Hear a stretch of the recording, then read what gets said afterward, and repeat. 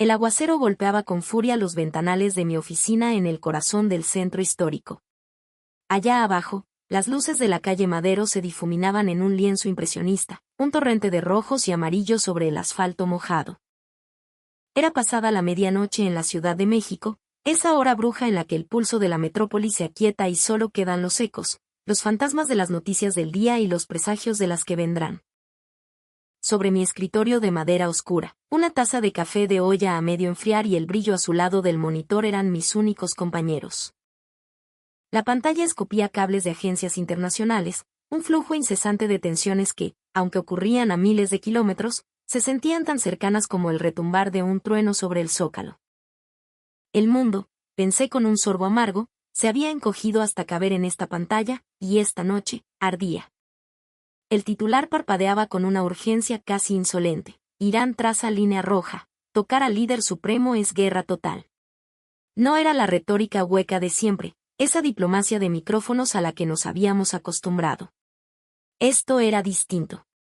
Se sentía como el chasquido metálico de un percutor. El presidente iraní, Masoud Pezeshkian, un hombre de apariencia moderada pero de verbo afilado, había lanzado una advertencia que no admitía interpretaciones. Atacar al ayatolá Ali Jamenei, el corazón espiritual y político de la nación persa, no sería respondido con una operación de precisión ni con misiles quirúrgicos. Sería, en sus propias palabras, el detonante de una guerra a gran escala contra toda la nación iraní. En un país ya ahogado por años de sanciones estadounidenses, esa frase no era una amenaza, era la última frontera, una línea roja pintada con la sangre de generaciones. Mientras Donald Trump, de vuelta en el epicentro del poder y con su característica fanfarronería, coqueteaba en sus discursos con la idea de una intervención militar, Teherán respondía con un puño de hierro que ya no se molestaba en usar guante. La respuesta no solo era verbal. En las calles de Irán, una oleada de detenciones caía como una red de arrastre sobre lo que el gobierno llamaba agitadores y saboteadores, acusados de prenderle fuego no solo a las calles, sino a los símbolos más sagrados de su cultura, templos, mezquitas. Y el dedo acusador de Irán no vacilaba, no temblaba. Apuntaba directamente, sin escalas, a Washington y a su inseparable aliado en la región, el régimen israelí, señalándolos como los titiriteros que movían los hilos de aquel caos. La pregunta flotaba en el aire viciado de mi oficina, pesada y densa como la humedad tras la lluvia. Estábamos presenciando el prólogo de una guerra abierta, de esas que redibujan mapas y reescriben la historia. Los detalles que se desgranaban en los cables informativos eran escalofriantes. Mi nombre es Javier Cárdenas, y esta es mi trinchera, mi modesto espacio en la brújula informativa, desde donde intento descifrar las corrientes subterráneas de la geopolítica. Trump, con su estilo de tahúr de cantina, estaba jugando con fuego, y la respuesta de Irán había sido un ultimátum de dimensiones históricas. El presidente Masoud Pezeshkian no estaba lanzando metáforas al viento ni construyendo castillos de arena retóricos. Su advertencia era brutalmente clara: si a Donald Trump se le ocurría la locura de tocar al líder supremo, la respuesta no sería un intercambio calculado de golpes, sino un choque frontal, un encontronazo con una nación entera dispuesta a inmolarse antes que a rendirse. Tomé mis notas, el bolígrafo rasgando el papel con una urgencia propia. Pezeshkian había usado la plataforma X, ese campo de batalla digital donde se libran las guerras del siglo XXI, para dejarlo grabado a fuego. Atacar al líder supremo de nuestro país equivale a una guerra a gran escala contra la nación iraní, tecleó. No era una frase aislada, un exabrupto en medio de la noche. Era la codificación pública y deliberada de una doctrina estratégica. Un mensaje sin intermediarios para la Casa Blanca, para el Pentágono, y de paso, para todos sus aliados, incluyendo a aquellos que desde la comodidad de sus embajadas o desde las sombras de las agencias de inteligencia soñaban con desestabilizar Irán desde adentro. Era crucial entender, y así debía explicarlo a mi audiencia, que ese líder supremo al que se refería no era un simple presidente o un jefe de Estado intercambiable. El ayatolá Ali Jamenei es mucho más. Es el pilar de un sistema teocrático, el símbolo religioso, político y nacional que aglutina la identidad de la República Islámica. Es el eje de un engranaje construido y fortalecido tras décadas de asedio externo, de guerras interpuestas y de una constante presión económica. Apuntar contra él, como bien remarcaba Pezeskian, no era apuntar a un hombre, era disparar al corazón mismo del tejido social, a la identidad colectiva de un pueblo orgulloso y milenario. Pero el presidente iraní no se detuvo en la advertencia. Su mensaje iba más allá, conectando la amenaza externa con el sufrimiento interno. Si hay dificultades y penurias en la vida del querido pueblo iraní, continuó en su declaración, una de las principales causas es la hostilidad de larga duración y las sanciones inhumanas del gobierno de Estados Unidos y de sus aliados. Y esto, tuve que subrayarlo en mis notas con doble línea, no era simple retórica de victimización. Eran años, décadas de un bloqueo asfixiante, de un castigo financiero implacable, de presiones económicas que habían sido elevadas a la categoría de doctrina de Estado por Washington. Eran hospitales sin medicinas, industrias paralizadas, una inflación galopante que devoraba el salario de la gente de a pie. Era el pan de cada día convertido en un arma de guerra. Mientras en los pasillos del poder en Washington se volvía a hablar de opciones militares sobre la mesa, el presidente iraní vinculaba esas bravuconadas con un contexto muy concreto y reciente, las protestas que habían sacudido al país. Manifestaciones que, según Teherán, comenzaron como un genuino reclamo social interno, un desfogue popular por la crisis económica. Pero ese escenario, afirmaban con vehemencia, fue rápidamente infectado, contaminado por fuerzas externas. Grupos violentos, células entrenadas y financiadas, según las autoridades iraníes, por las agencias de inteligencia de Estados Unidos y el régimen israelí, habían secuestrado la protesta legítima para convertirla en un infierno. Las palabras de Pezeskian cobraban una resonancia especial, un eco premonitorio, precisamente en el momento en que Donald Trump, con la mirada puesta en sus bases más radicales, reiteraba su intención de intervenir militarmente en Irán. El pretexto era perfecto, servido en bandeja de plata, las mortíferas protestas antigubernamentales que los medios occidentales presentaban como una nueva primavera a punto de florecer. Desde Teherán, la narrativa era diametralmente opuesta. Afirmaban haber logrado controlar esos disturbios, pero no eran ingenuos. Sabían perfectamente que detrás del caos, del humo de las barricadas y de los gritos en las calles, se movían una y otra vez los mismos actores geopolíticos. Los mismos fantasmas de siempre que aparecen cada vez que un país con recursos estratégicos intenta salirse del guión que le han escrito desde fuera. Hice una pausa y me levanté para mirar por la ventana. La lluvia había amainado, dejando la ciudad en un silencio expectante. Recordé las imágenes que habían llegado semanas antes. Todo había comenzado a finales de diciembre de 2025. Las protestas estallaron en varias ciudades, y el gobierno iraní, según su propia versión, subrayó desde el primer momento su defensa al derecho a la manifestación pacífica. Insistían en que el diálogo era la única vía para abordar los enormes desafíos del país. Sin embargo, ese espacio de disidencia fue, según ellos, dinamitado desde dentro. Alborotadores profesionales y células terroristas vieron en la movilización social una oportunidad de oro para sembrar la violencia y el terror. Era la vieja táctica del agente provocador, magnificada a escala nacional. El 8 de enero, según los informes de inteligencia que ahora se hacían públicos, marcó un punto de no retorno. El Ministerio de Inteligencia de Irán documentó una escalada coordinada de actos destructivos en Teherán y otras ciudades clave. No eran manifestantes enojados lanzando piedras. Eran grupos armados, organizados y con objetivos claros. Atacaron a civiles que no participaban en las marchas y a las fuerzas de seguridad por igual. Quemaron propiedad pública y privada con una hazaña calculada. Un camión de transporte público, un pecero como le diríamos aquí, que sirve para llevar a la gente a su chamba, se convertía en una bola de fuego. Tiendas de barrio, pequeños comercios que eran el sustento de familias enteras, eran saqueados y reducidos a cenizas. Y lo más grave, lo que cruzaba una línea cultural y espiritual profunda, mezquitas, lugares sagrados, se convertían en blanco del fuego y el vandalismo. Querían provocar una herida en el alma de la nación. Ante esta escalada, la respuesta del aparato de seguridad iraní no fue una improvisación desesperada. Fue metódica y contundente. El Ministerio de Inteligencia anunció la detención de más de 300 agitadores terroristas. La clave, y esto era un punto fundamental en su narrativa, es que fueron identificados no solo por labores de espionaje, sino gracias a denuncias anónimas y a la colaboración activa de la ciudadanía. Ciudadanos comunes y corrientes que, hartos de la violencia, decidieron no dejar su país en manos de comandos armados que, a su juicio, servían a intereses extranjeros. Era el pueblo, decían, delatando a quienes pretendían hablar en su nombre con fusiles y bombas Molotov. No se trató de una redada cualquiera, de una simple operación policial. Las detenciones fueron ejecutadas por una unidad casi mítica dentro del país, los llamados soldados anónimos del Imam Mahdi. Se trata de las fuerzas especiales de la Organización de Inteligencia de Teherán. Unidades que operan en la invisibilidad en tiempos de calma, pero que salieron a la superficie cuando la violencia amenazó con convertir la protesta social en un laboratorio de guerra híbrida a gran escala, una repetición del libreto ya visto en Siria o Libia.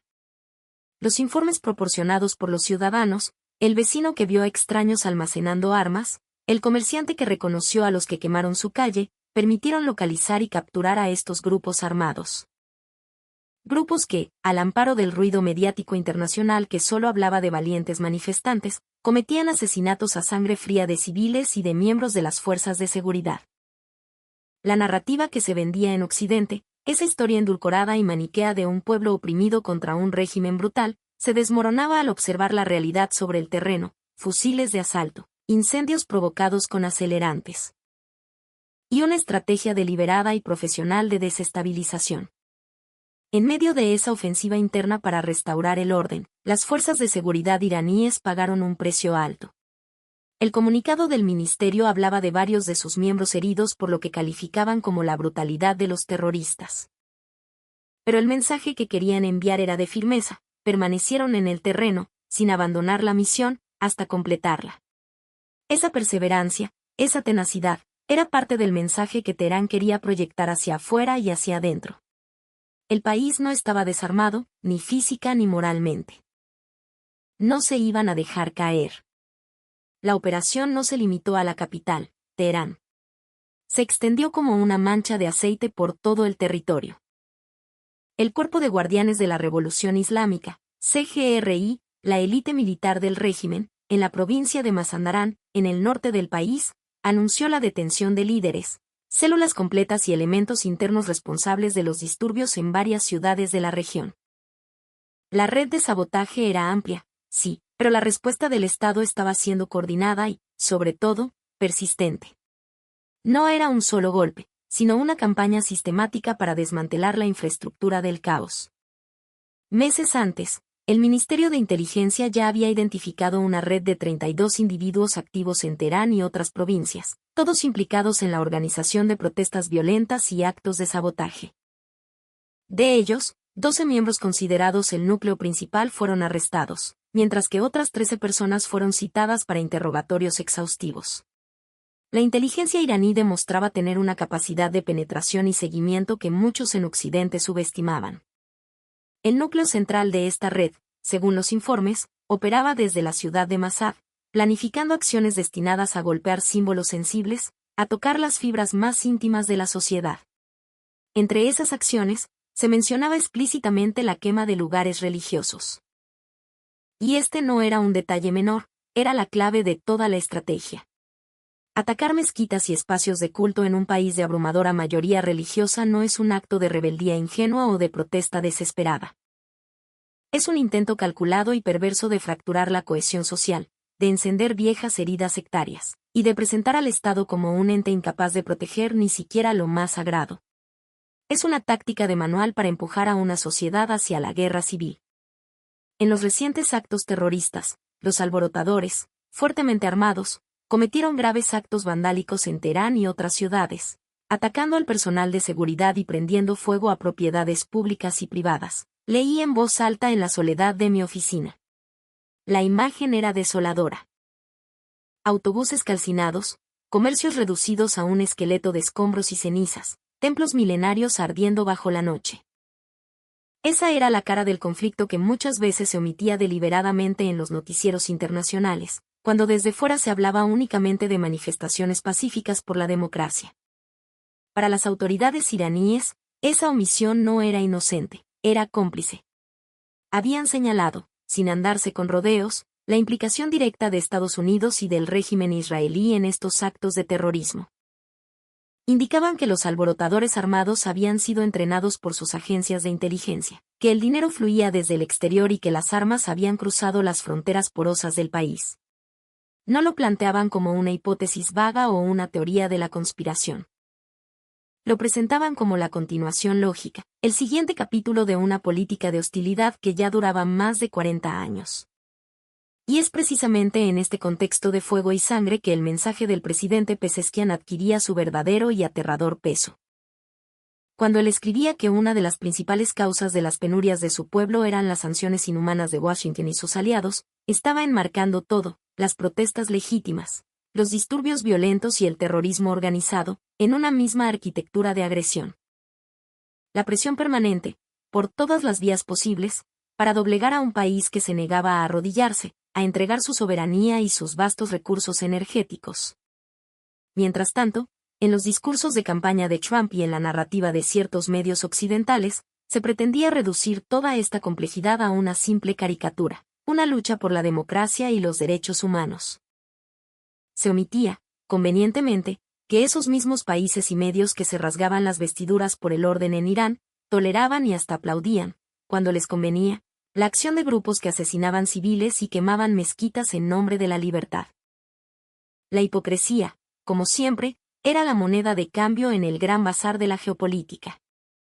La activa participación de la ciudadanía iraní en la identificación de más de 300 de estos agitadores desmontaba otro de los grandes mitos occidentales, el de un pueblo entero suplicando una intervención extranjera que viniera a liberarlos. La realidad, como casi siempre, era mucho más compleja y matizada. Era una sociedad con profundas tensiones internas, con un malestar económico innegable, pero que en su mayoría rechazaba de plano que agentes armados, entrenados y pagados desde fuera, decidieran su futuro a golpe de sabotaje y violencia callejera. No querían cambiar sus problemas por una guerra civil.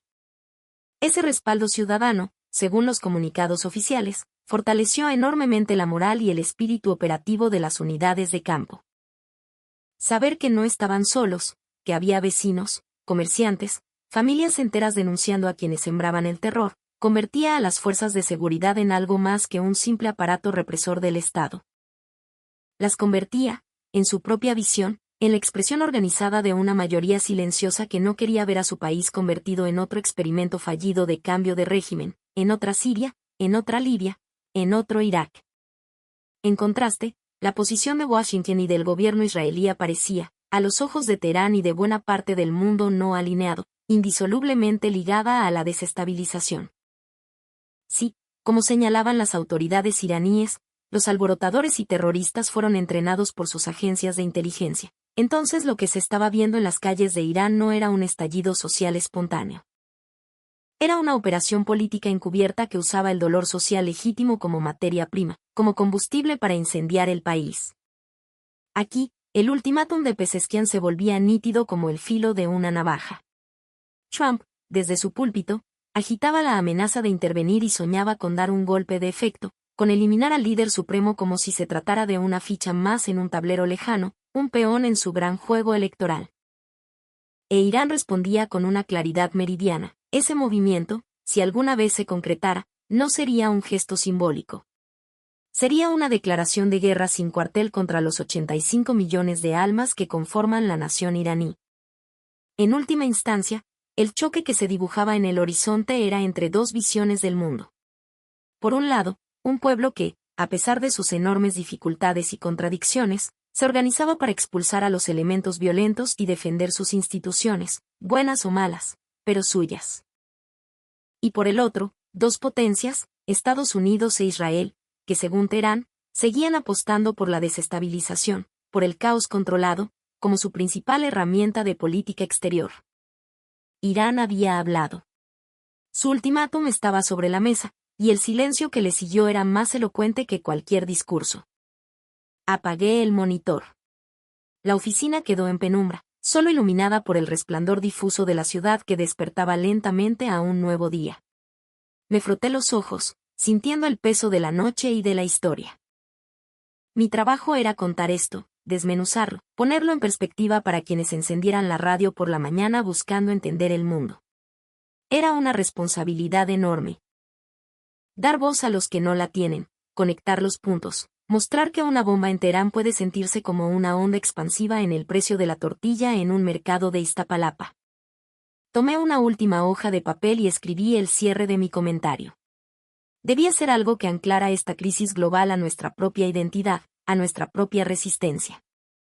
Desde la Ciudad de México, para La Brújula Informativa, les habló Javier Cárdenas.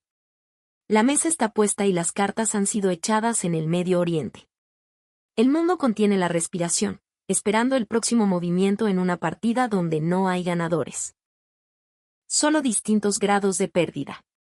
A nombre de todo el equipo, me despido con una expresión de nuestra tierra, de nuestra raíz más profunda, recordándonos que tras cada noche, por más oscura que sea, siempre hay una promesa de encuentro.